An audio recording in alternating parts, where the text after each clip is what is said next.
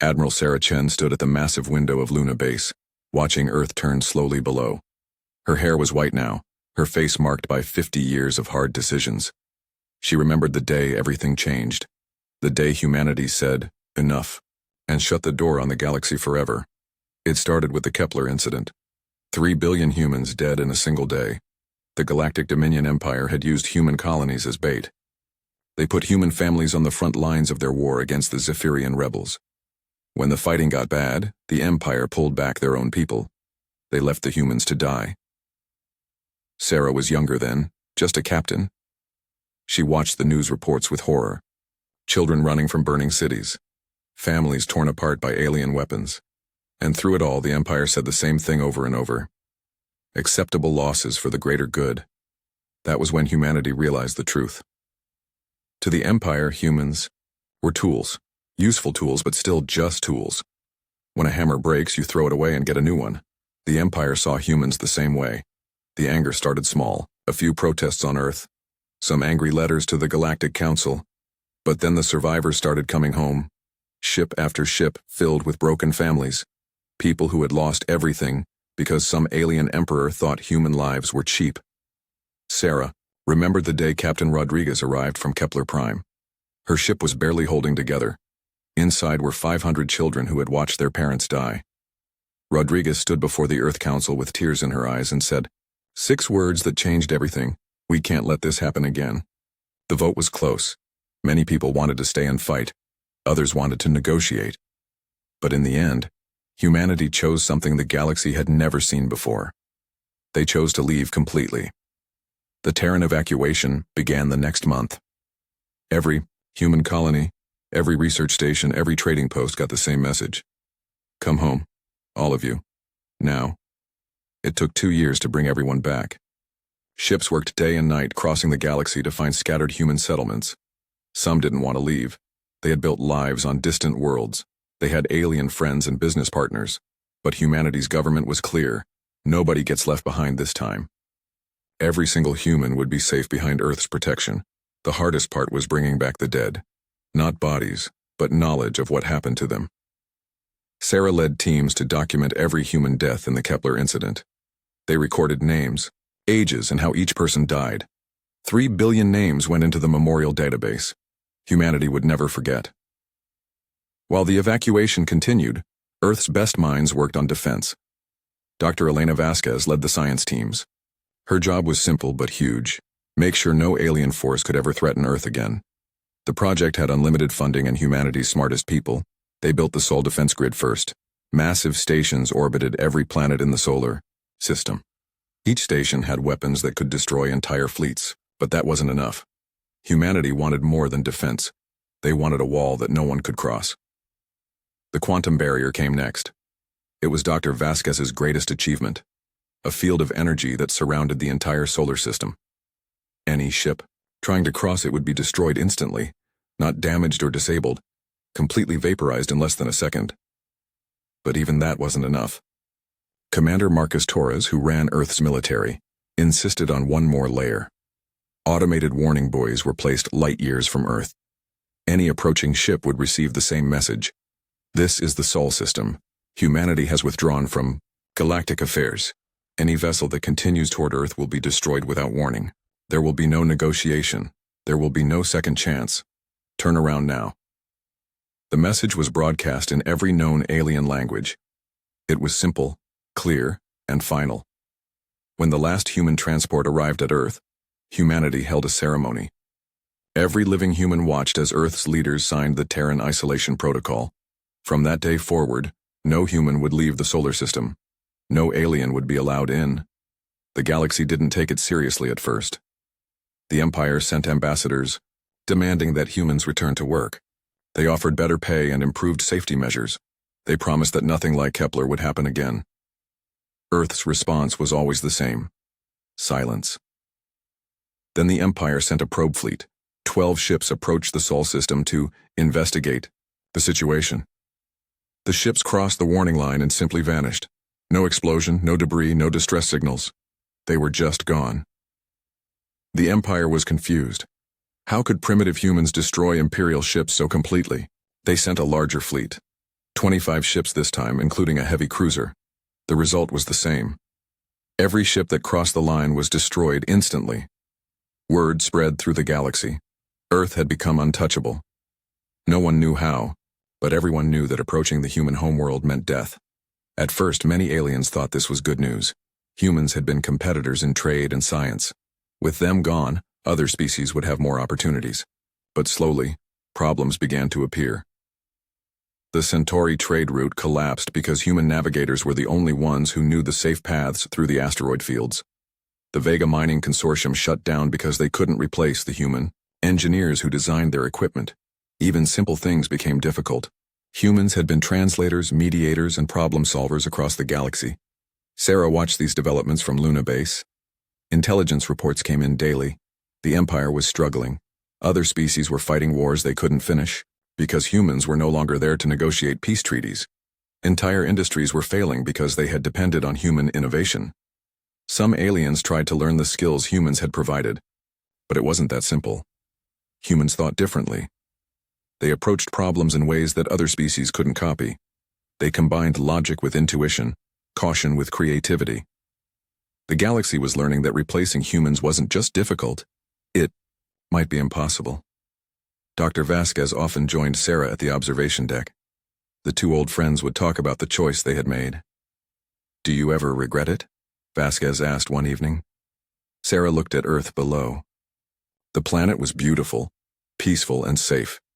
Every human alive was protected by the most powerful defense system ever built. Children played without fear of alien attacks. Families stayed together. "Never," she said. But even as she spoke, both women knew this couldn't last forever. The galaxy was changing. The Empire was growing desperate, and desperate people did dangerous things. 50 years had passed since humanity shut its doors. Earth had become stronger, smarter, and more advanced than ever before. But isolation had a price. Humanity was alone, cut off from a galaxy they had once helped shape. The question now was whether the galaxy would accept humanity's choice to be left alone, or if someone would be foolish enough to force those doors open. Sarah watched a transport ship land at the Luna port. It carried scientists returning from the Mars research stations. Humanity had spent 50 years building a perfect society within their solar system. They had created wonders that the galaxy had never imagined. But outside the quantum barrier, the galaxy was falling apart. And sooner or later, Sarah knew, someone would come knocking on humanity's door. The only question was whether they would come in peace or with weapons drawn. Emperor Zixathara stood in the center of his crystal palace, his body glowing with anger.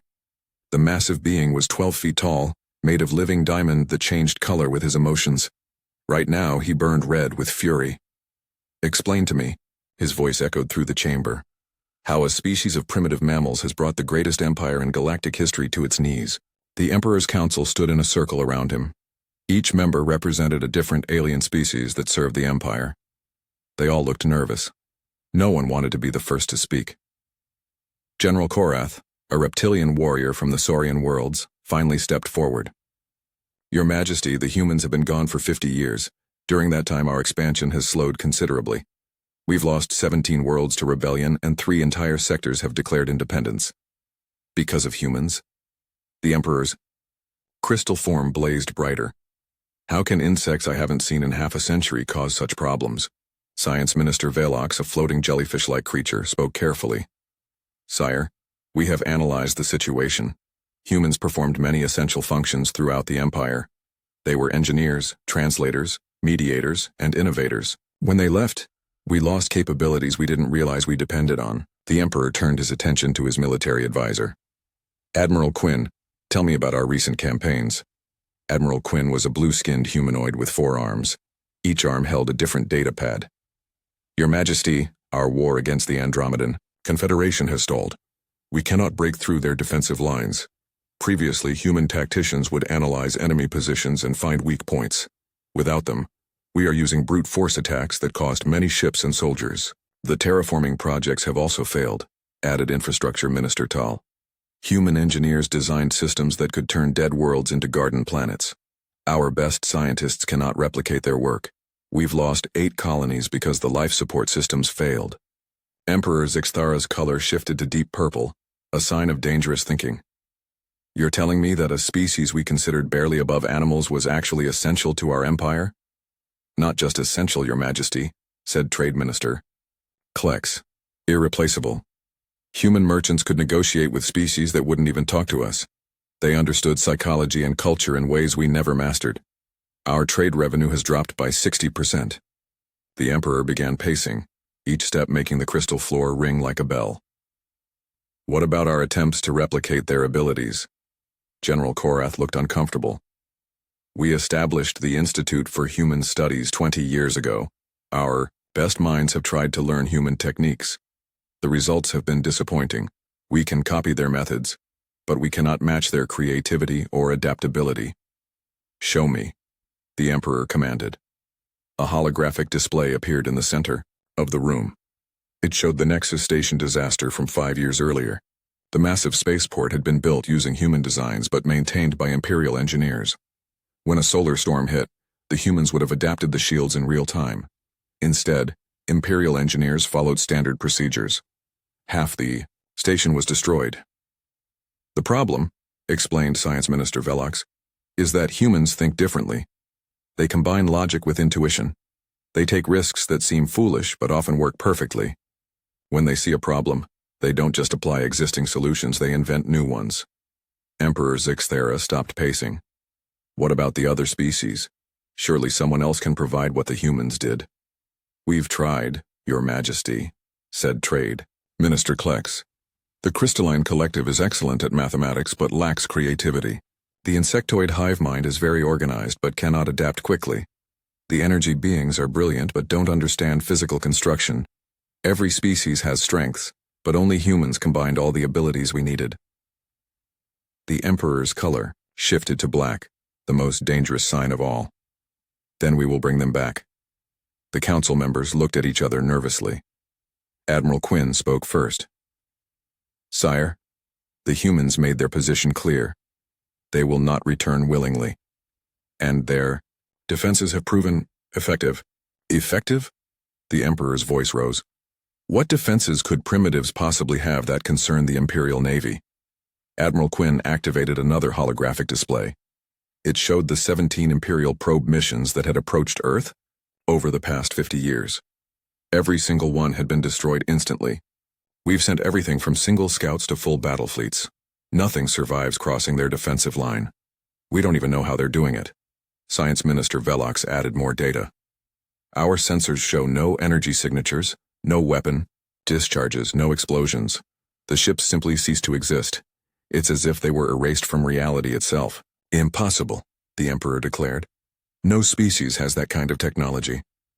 No known species, corrected General Korath. But humans always surprised us. They went from flying in chemical rockets to faster-than-light travel in less than a century. Who knows what they've developed in 50 years of isolation? The Emperor was quiet for a long moment, his crystal body shifting through different colors as he thought. Finally, he settled on gold, the color of absolute decision. I don't care what defenses they have, he announced. The Empire needs humans back. They will return as our subjects, or they will be destroyed as rebels. The council members tried to hide their shock.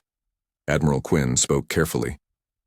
Your Majesty, perhaps we should attempt diplomacy first. Send ambassadors with offers of better treatment, higher status within the Empire. 50 years of silence was their answer to diplomacy. The Emperor cut him off. They chose to abandon their duty to the Empire. Now they will face the consequences. But, sire, Science Minister Velox protested, their defensive capabilities are unknown. We could lose entire fleets. Emperor Zixthera's laughter sounded like breaking glass. I've heard enough excuses. The Imperial Navy has conquered 1,000 worlds. Are you telling me we should be afraid of one small planet? General Korath tried one more time. Your Majesty, we know almost nothing about what the humans have been doing for 5 decades. They were already unpredictable. Now they've had time to prepare for exactly this situation. Enough! The Emperor's roar shook the Crystal Palace. Here are my orders. Assemble the largest fleet in Imperial history. Every available ship, every weapon, every soldier. We will surround their little system and demand surrender. And if they refuse? Asked Admiral Quinn. The Emperor's color shifted to pure white, colder than ice. Then we will show the galaxy what happens to those who defy the Empire. We will turn their precious Earth into a lifeless rock. Let every species see that the Empire's mercy has limits. Trade Minister Klex looked horrified. But, Your Majesty, if we destroy Earth, we lose any chance of getting the humans back. The knowledge and skills they possess will be gone forever. Then, they had better surrender quickly, the Emperor replied. Send messages to every Imperial world. Every ship capable of combat will join this fleet. I want 12,000 vessels at minimum. The council members bowed, but Admiral Quinn had one final question. Your Majesty, will you be commanding the fleet personally? Emperor Zixathera's crystal form blazed with triumphant light. Of course. I want to look into their primitive eyes when they realize their mistake. I want to personally accept their surrender and watch as they beg for forgiveness. As the council filed out to carry out his orders, the Emperor stood alone in his palace. For 50 years this insult had festered. A species he had considered barely above pets had embarrassed him in front of the entire galaxy. They had walked away from the greatest empire in history as if it meant nothing. Soon, he would remind them of their place. Soon, they would remember why the Galactic Dominion Empire ruled 1,000,000 worlds. And soon, every species in the galaxy would see what happened to those who dared to defy Emperor Zixathera. The Emperor smiled, his crystal teeth gleaming. He had no idea that in 50 years of isolation, humanity had become something the galaxy had never seen before. He had no idea that he was about to make the biggest mistake in Imperial history. He thought he was planning a victory. In reality, he was arranging his own destruction. Commander Marcus Torres stood in the command center of Luna Defense Station, watching the largest fleet in galactic history approach the Sol system. 12,000 Imperial warships stretched across space like a deadly constellation.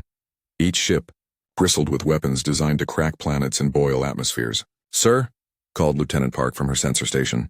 They're broadcasting on all frequencies. The Emperor himself is demanding we surrender immediately. Marcus nodded calmly. He was 68 years old now, his hair silver and his face marked by decades of preparation for this exact moment. Let me hear it. The Emperor's voice filled the command center, translated into perfect English. Primitive humans of Earth, I am Emperor Zixathera, ruler of the Galactic Dominion Empire. You have isolated yourselves from galactic civilization for 50 years. This childish tantrum ends now. Marcus almost smiled. Childish tantrum. If only the Emperor knew what humanity had built during those 50 years. The message continued. You will immediately disable your defenses and surrender unconditionally. Every human will return to their proper place as subjects of the Empire. You have 1 hour to comply. Refuse and I will turn your world into cosmic dust. Standard Imperial diplomacy, commented Dr. Elena Vasquez, who had joined Marcus in the command center. At 73, she was still humanity's leading scientist and the architect of Earth's defenses. Threats and ultimatums, they never learned any other approach. Should we respond? Asked Lieutenant Park. Marcus shook his head. 50 years of silence. Why break that tradition now? He activated the tactical display. All stations report status. The responses came quickly. Every defense platform was online. The quantum barriers were at full strength, and hidden throughout the solar system, humanity's secret weapons waited for activation. Dr. Vasquez, Marcus said quietly, are you sure about this? Once we show them what we've built, there's no going back. Elena looked at the approaching fleet through the observation window. 12,000 ships, each one capable of destroying a city. The Emperor had brought enough firepower to sterilize a dozen worlds. Marcus, do you remember what they did at Kepler? 3 billion dead in a single day. And do you remember what they said afterward? Marcus's jaw tightened. Acceptable losses for the greater good. Then you have your answer. Elena's voice was steady. They've never seen humans as equals. To them, we're still tools to be used and discarded. It's time to teach them what tools can become when they're pushed too far. The Imperial fleet continued its approach. On the flagship's bridge, Emperor Zixathera watched Earth grow larger on his screens. The blue and green planet looked so peaceful, so defenseless. He could hardly believe this tiny world had defied him for half a century. Admiral Quinn, the Emperor commanded, begin the demonstration. Destroy one of their outer defense stations, something dramatic to show them our power. Admiral Quinn hesitated. Your Majesty, perhaps we should wait for their response to your ultimatum. We still have 47 minutes remaining. I'm tired of waiting. The Emperor's crystal form blazed red. Fire! The Imperial flagship charged its main weapon, a planet cracker, cannon that could shatter moons. The energy beam lanced out toward a defense platform orbiting Jupiter. It should have vaporized the target instantly. Instead, the beam simply stopped. It hit some kind of invisible barrier and dispersed harmlessly into space. What happened? The Emperor demanded. Unknown, Your Majesty. Our weapons appear to have been neutralized by some kind of energy field. Back on Luna Station, Marcus watched the Emperor's attack fail completely. They just violated our territory with weapons fire. That counts as crossing the line, doesn't it? Elena nodded grimly. The Terran isolation protocol is now void. They chose war. She activated her communication system. All defense networks, this is Dr. Vasquez. Execute Omega Protocol. Authorization, Alpha 77. Across the solar system, weapons that had been hidden for 50 years came online. Not the defense platforms the Empire could see, but humanity's real deterrent. The weapons they had built using technologies the galaxy had never imagined. The first phase was almost gentle. Nanoscale machines invisible to Imperial sensors began attaching to the enemy ships. Within minutes, every vessel in the Imperial fleet was infected with billions of tiny robots. On the Imperial flagship, alarms started screaming. "Admiral," called the sensor operator. "All our ships are reporting system malfunctions. Weapons, offline. Shields failing, engines losing power." "How is that possible?" Emperor Zixathera demanded. He got his answer when the nanomachines finished their work. Across the Imperial fleet, weapons simply fell apart. Not exploded or burned out, but disassembled at the molecular level. 12,000 warships found themselves completely defenseless in less than 10 minutes. "Impossible," the Emperor whispered. "What kind of weapons are these?" "That was just the beginning," Elena said, though she knew the Emperor couldn't hear her. She activated the second phase. Dark matter manipulators, humanity's greatest technological achievement, began to work. Invisible fields of force reached out from hidden generators throughout the solar system. They grabbed Imperial ships not with tractor beams, but by controlling the dark matter that made up most of the universe. Emperor Zixathera watched in horror as his fleet began to move against their will. Ships spun helplessly through space. Some were pulled toward the sun, others were flung toward the outer planets, and some simply held perfectly still, trapped in fields of force they couldn't see or understand. "Emergency retreat," the Emperor ordered. "All ships full power to engines." But the engines wouldn't respond. The nanomachines had made sure of that. The Imperial fleet was completely helpless, hanging in space like toys in the hands of invisible giants. "Your Majesty," Admiral Quinn said quietly, "we need to consider surrender." "Never!" The Emperor's rage made his crystal body burn like a star. "I will not be humiliated by primitives." That's when the third phase began. Temporal distortion fields activated around selected Imperial ships. Time itself became a weapon. Some vessels found themselves moving so slowly that seconds stretched into hours. Their crews aged years in minutes while their ships crawled through space. Others were accelerated until they experienced months of time in mere moments. Their systems burning out from impossible stress. "Status report," Marcus requested calmly. 97% of the Imperial fleet is now under our control," reported Lieutenant Park. "We have complete dominance of the battle space." "Any casualties on our side?" "None, sir. Our defenses haven't even been tested." Marcus nodded. It wasn't really surprising. Humanity had spent 50 years preparing for exactly this scenario. While the Empire stagnated, humanity had advanced beyond anything the galaxy could imagine. On the Imperial flagship, Emperor Zixathera finally understood the magnitude of his mistake. His great fleet, the largest ever assembled, had been defeated, without humanity firing a single conventional weapon. They had turned physics itself against him. "How?" he asked Admiral Quinn. "How did they become so powerful?"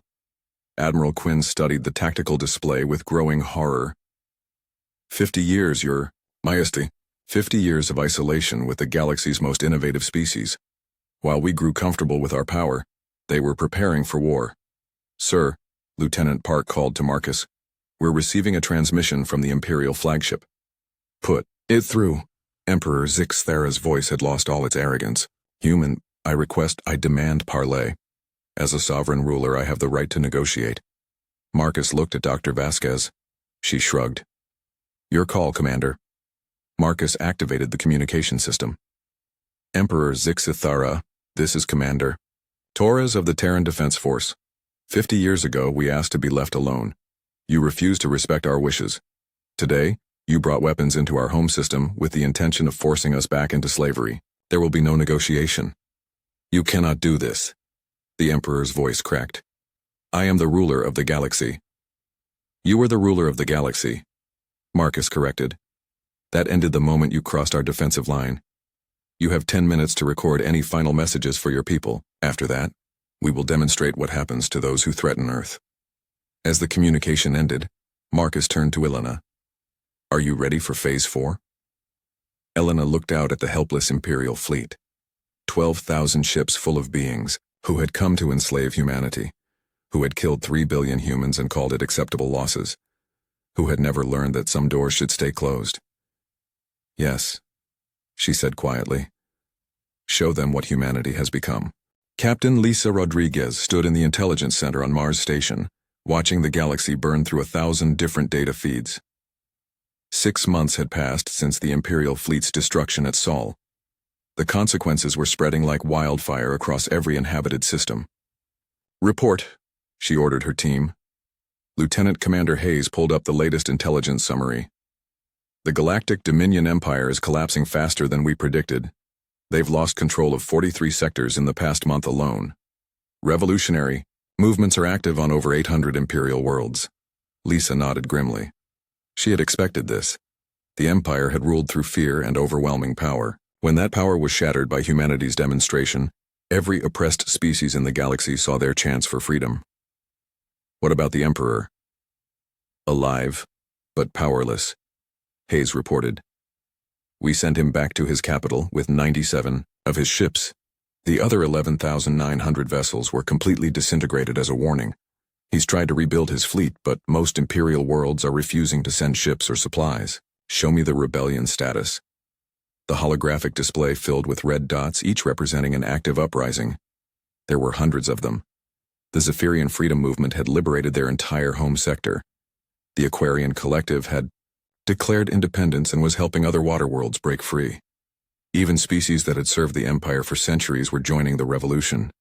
The most significant development, Hayes continued, is the formation of the Coalition of Free Worlds. They're organizing all the rebel groups into a single alliance. Lisa studied the data with growing concern. Who's leading it? Surprisingly, it's President Kayla of the Centauri Republic. She was one of the first to declare independence after Sol. She's been reaching out to every species that wants freedom from Imperial rule. The irony wasn't lost on Lisa. President Kayla had been a close human ally before the isolation. Her people, the Centaurians, were traders and diplomats who had worked alongside humans for decades. When humanity withdrew, Kayla's government had been forced to work with the Empire. Now she was leading the fight against them. Any word on their military capabilities? Hayes shook his head. That's where it gets complicated. The rebel groups have courage and numbers, but they lack the technology and organization to stand against what's left of the Imperial Navy. Most of their victories have been against isolated garrisons or small patrol fleets. What about infrastructure failures? This report came from Dr. Kim at the science station. It's worse than we thought. Without human engineers and technicians, Imperial infrastructure is collapsing everywhere. The Vega Mining Consortium shut down completely last month. Their automated systems failed and they don't know how to fix them. Lisa pulled up specific examples. Terraforming projects on 17 worlds had failed, leaving billions without breathable atmosphere. Trade routes were abandoned because no one knew how to navigate the dangerous passages that human pilots had mapped. Even simple maintenance was becoming impossible on systems that humans had designed. The Empire is facing a cascading failure, Dr. Kim explained. Every broken system creates new problems. Worlds that can't grow food are demanding imports, but the shipping networks are falling apart. Planets with broken life support are evacuating to worlds that can't support more population.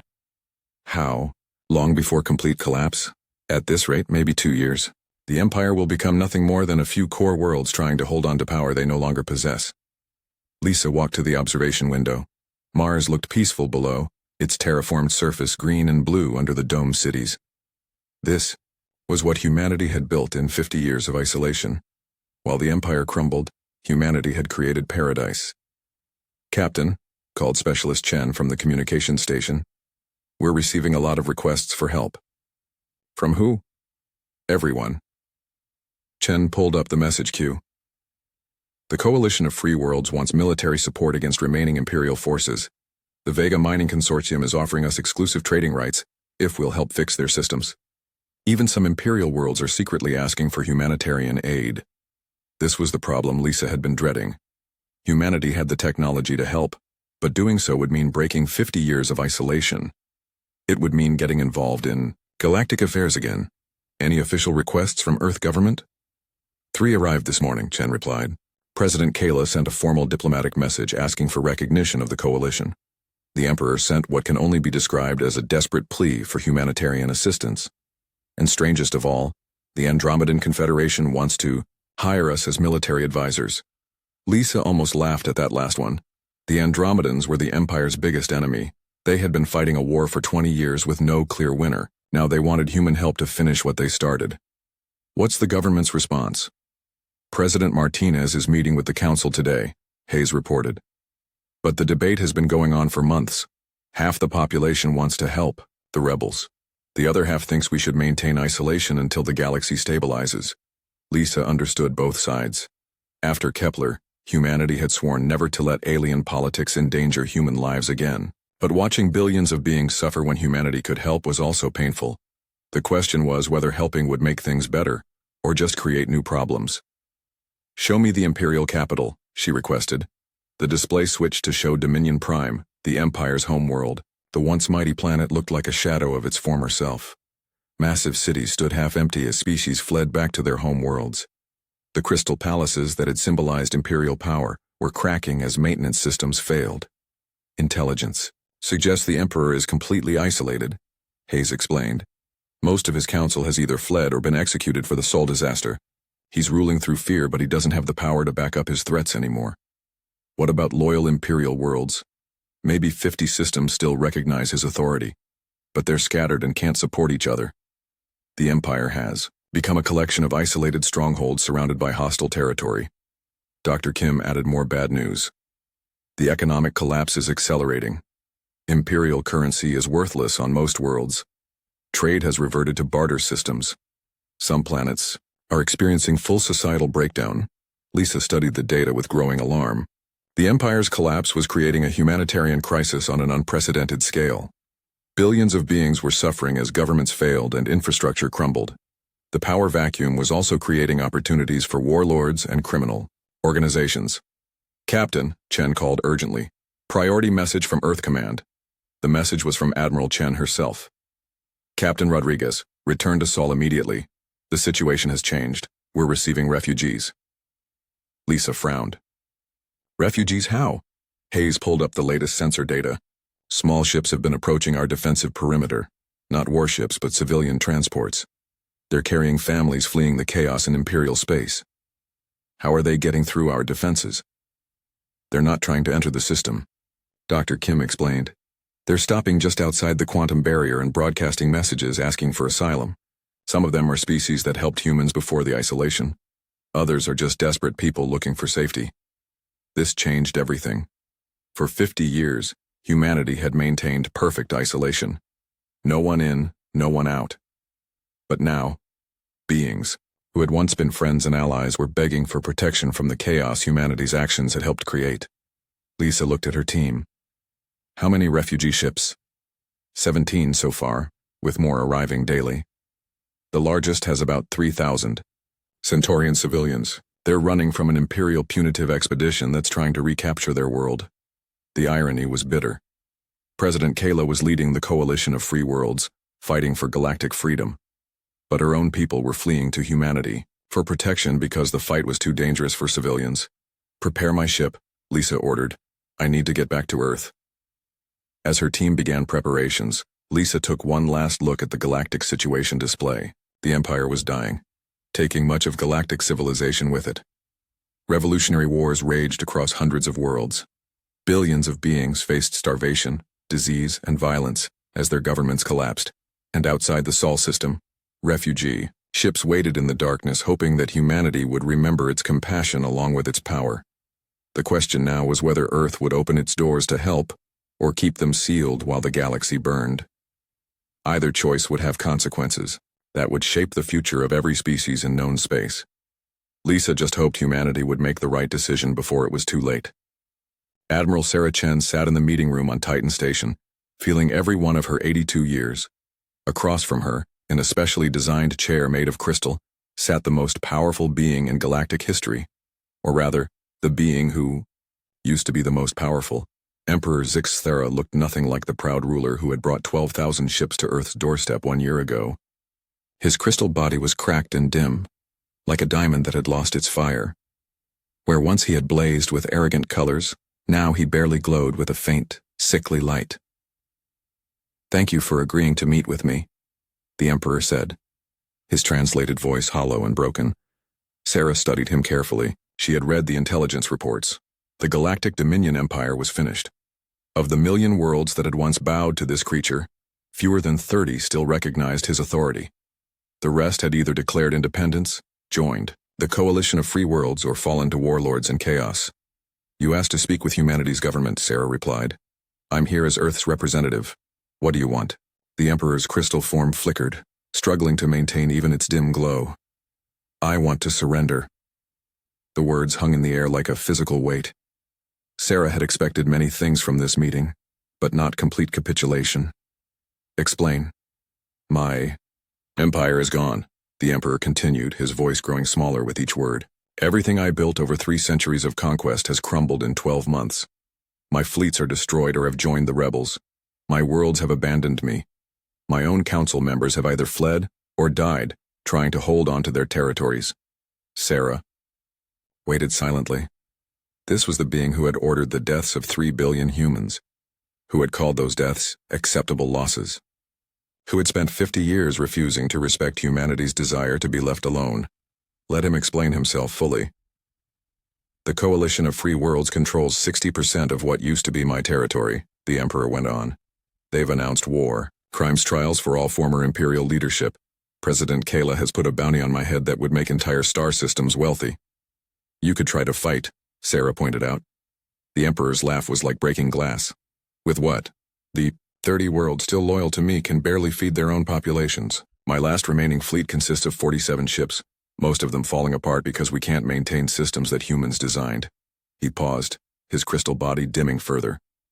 3 months ago, the warlord Krex the Destroyer attacked Dominion Prime itself, my own capital world. I had to abandon the Crystal Palace and flee to a mining station in the outer system. Sarah had read about that in the reports. Krex was a former Imperial general who had gone rogue when the Empire collapsed. He was carving out his own territory, through pure brutality, enslaving entire populations and strip mining worlds for resources. "Krex controls 12 systems now," the Emperor continued. "He's declared himself the new Galactic Emperor and is hunting down anyone connected to the old government. Last week he captured Admiral Quinn." Sarah remembered Quinn. He had been the Emperor's military advisor during the attack on Sol.